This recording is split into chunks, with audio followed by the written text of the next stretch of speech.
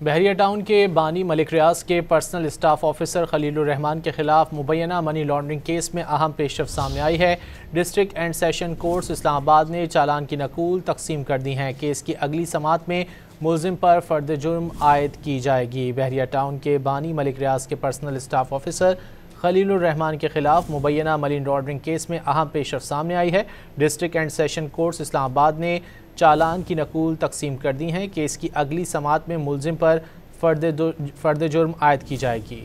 بحریہ ٹاؤن کے بانی ملک ریاض کے پرسنل اسٹاف آفیسر خلیل الرحمان کے خلاف مبینہ منی لانڈرنگ کیس میں اہم پیش رفت سامنے آئی ہے۔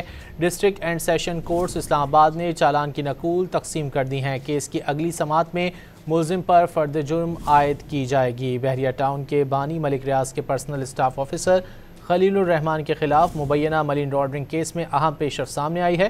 ڈسٹرکٹ اینڈ سیشن کورٹس اسلام آباد نے چالان کی نقول تقسیم کر دی ہیں۔ کیس کی اگلی سماعت میں ملزم پر فرد جرم عائد کی جائے گی۔